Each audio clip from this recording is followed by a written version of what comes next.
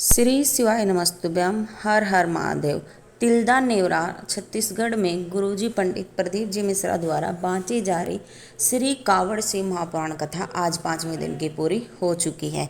यह कथा 1 अगस्त से 7 अगस्त तक दोपहर 2 बजे से 5 बजे तक चलने वाली है। इस कथा को आप आस्था चैनल और यूट्यूब के माध्यम से भी श्रवण कर सकते हैं, लेकिन कल के दिन जो आस्था चैनल पर और यूट्यूब पर जो श्री कावड़ सिंह महापुराण की कथा आएगी वह 1 से दोपहर 1 बजे से 4 बजे तक आएगी। आज की कथा में गुरुजी ने हमें बताया कि जैसे हम कावड़ का जल तो सभी चढ़ाते हैं, लेकिन कावड़ का जल किस तरीके से चढ़ाना चाहिए ताकि हमारे पितरों की मुक्ति हो जाए, हमें पितर दोष से मुक्ति प्राप्त हो।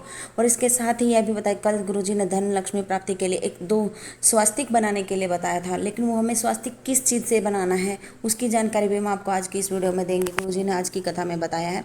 और साथ ही कल 6 अगस्त को हम सावन के अधिक मास में किस चीज़ का दान करके अधिक से अधिक पुण्य प्राप्त कर सकते हैं, सभी कष्टों से बीमारियों से मुक्ति पा सकते हैं, कैसे धन प्राप्ति कर सकते हैं, इन सब की जानकारी हम आपको इस वीडियो के माध्यम से देने वाले हैं। यदि किसी भी कारण से आप आज की कथा नहीं सुन पाए हैं तो संपूर्ण कथा का रसतत्व आपको इस छोटी सी वीडियो से प्राप्त होने वाला है। आज की कथा के समस्त जो उपाय हैं और उपयोगी पत्रों की जानकारी हम आपको आज इस वीडियो के माध्यम से देंगे। बढ़ते हैं आज की कथा की पहली जानकारी की तरफ।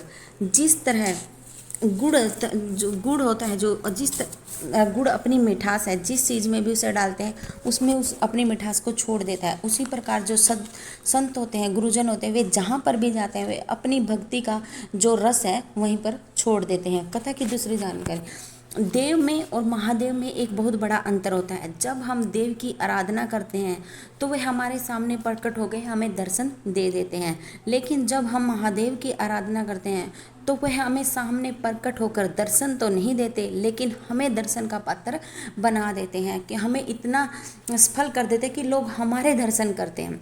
कथा की तीसरी जानकारी, सीमा वर्मा छत्तीसगढ़ से पत्र लिख रहे, गुरुजी मेरी बेटी की शादी को 10 साल हो गए थे, लेकिन उसे संतान नहीं थी। गुरुजी डॉक्टरों को भी खूब दिखाया पर 10 साल से कोई संतान नहीं हुई। मैंने मेरी बेटी से कहा कि शिव मंदिर जाया कर, 1 लोटा जल चढ़ाया कर और सफ़ेद आंकड़े की जड़ वाला उपाय कर। मेरी बेटी ने मंदिर जाना शुरू किया। लोग ताना देते थे, अपशब्द कहते थे। बेटी ने कहा, माँ पिताजी मंदिर जाती तो लोग अपशब्द कहते हैं। हमने कहा, बेटी सीहोर वाला महाराज कहता है कि लोगों का काम है कहना, आप अपना कर्म करो। गुरुजी, बेटी ने मंदिर जाना नहीं छोड़ा और बाबा की कृपा से 21 जुलाई 2023 को मेरे बेटी के घर में 2 बच्चों ने जन्म लिया। मैं बाबा को नमन करने आई हूँ, प्रणाम करने आई हूँ। कथा की चौथी जानकारी, सुनीता का गुरुजी ने पत्र पढ़ा। गुरुजी, मेरी किडनी में स्टोन हो गया था और फिर वह गांठ बन गई। डॉक्टरों ने कहा कि किडनी को निकालना पड़ेगा, अगर कोई दूसरी किडनी दे सकता है तो वह लग सकती है। हम किडनी को निकलवाने के लिए हॉस्पिटल के जाने के लिए तैयार हुए गुरुजी, लेकिन मेरी पड़ोसन ने कहा कि शिव पर 1 लोटा जल चढ़ाकर उसका आचमन करके फिर हॉस्पिटल के लिए जाना। गुरुजी, मैंने उस पर भरोसा किया, विश्वास किया और सिर पर जल चढ़ाकर उसका आचमन करके हॉस्पिटल में गई। गुरुजी, मेरा ऑपरेशन तो हुआ, लेकिन बाबा की कृपा से मेरी किडनी नहीं निकली और मेरी किडनी ने काम करना शुरू कर दिया। मैं बाबा को नमन करती हूँ, दंडवत करती हूँ, प्रणाम करती हूँ। कथा की 5वीं जानकारी, किसी ने प्रश्न किया कि गुरुजी ऐसा कथा पंडाल में क्या होता है कि जो भी लोग यहाँ आता है कथा सुनता है उसकी 3 महीने में ही बाबा उसकी जो मनोकामना वो पूरी कर देता है। तो इस पर गुरुदेव ने कहा कि यहाँ संत, ग्रंथ और भगवंत तीनों का संगम है, इसलिए यहाँ जो भी आता है उसके सब काम बाबा बना देता है। कथा की 6ठी जानकारी, एक वकील ने पत्र लिखकर भेजा, गुरुजी, आपके 1 लोटा जल और मंदिर जाने का क्या वो बखान करूं मैं। गुरुजी, जिसको भी मैं केस लड़ता हूं और जो वो जीतते हैं तो वो बताते हैं कि हमने शिव पर 1 लोटा जल चढ़ाया था, हमने गुरुजी पंडित प्रदीप मिश्रा द्वारा बताया गया यह उपाय किया था, इसलिए हम यह केस जीत पाए हैं। गुरुजी, ऐसे केस जिसका फैसला उनके हित में हो ही नहीं सकता, बाबा की कृपा से वो भी हुआ है। ऐसा कोई नहीं है जो शिव पर भरोसा करता और उसका बाबा उसका काम नहीं करता।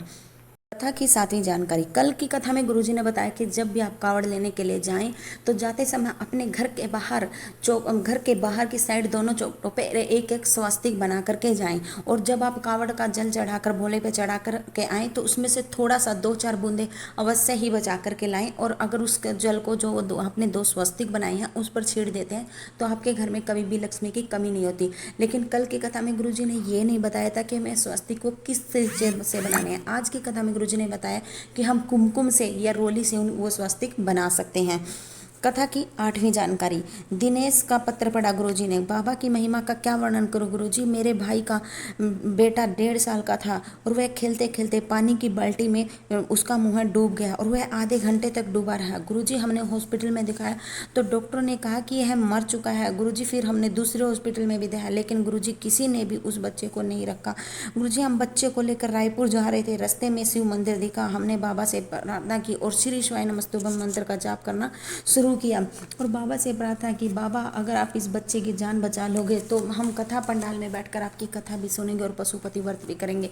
गुरुजी हम श्री शिवाय नमस्तुभ्यम बोलते रहे और पूरे रायपुर में घूमते रहे, लेकिन किसी ने भी बच्चे को एडमिट नहीं किया। फिर किसी एक हॉस्पिटल में बच्चे को एडमिट किया। उन्होंने कहा कि बच्चे की सांसें तो नहीं चल रही हैं, फिर भी हम वेंटिलेटर पर रख कर देख लेते हैं। गुरुजी उन्होंने बच्चे को वेंटिलेटर पर रखा। हम पास के ही शिव मंदिर में गए, वहाँ पर शिव पर एक लोटा जल चढ़ाकर उस जल को ला करके बच्चे के ऊपर छीट दिया। बाबा की कृपा देखिए गुरुजी, आधे घंटे के बाद उस बच्चे ने आंखें खोल ली। हम बाबा को, बच्चे को लेकर हम बाबा को नमन करने आए हैं। कथा की 9वीं जानकारी। बाबा गुरुजी ने एक पत्र पढ़ा। बाबा की कृपा का क्या वर्णन करूं गुरुजी। मैं गोलगप्पे का छोटा सा ठेला लगाता हूं, जो मिलता था उसी से घर का गुजारा चलता था। गुरुजी मैंने शिव पर एक लोटा जल चढ़ाना शुरू किया और बाबा से प्रार्थना की, बाबा मेरी तो जैसे तैसे ज़िंदगी निकल गई, बाबा मेरे बच्चों की ज़िंदगी सुधार देना। और गुरुजी एक लोटे जल की कृपा का क्या वर्णन करूँ। बाबा ने मेरे दोनों बेटों की नौकरी बेंगलोर के मल्टीनेशनल कंपनी में लगा दी है। मैं बाबा को नमन करता हूँ, प्रणाम करता हूँ।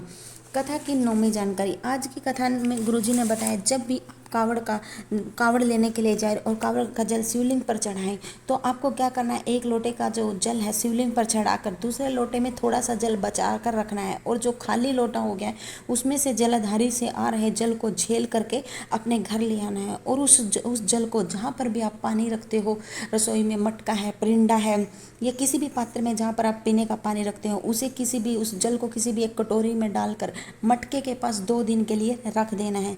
और आपको उन दोनों दिनों में ही शाम के समय में उस जल के पास में घी का दीप जलाना है। 2 दिन घी का दीप जलाना। ऐसे करने से जो हमारे पितर होते हैं उनको मुक्ति तो मिलती ही है, वे हमें साथ में दूधो नहाओ पूतो पले और सदा संपदा संपन्न हो, इसके आशीर्वाद भी हमें देते हैं। कथा की 11वीं जानकारी।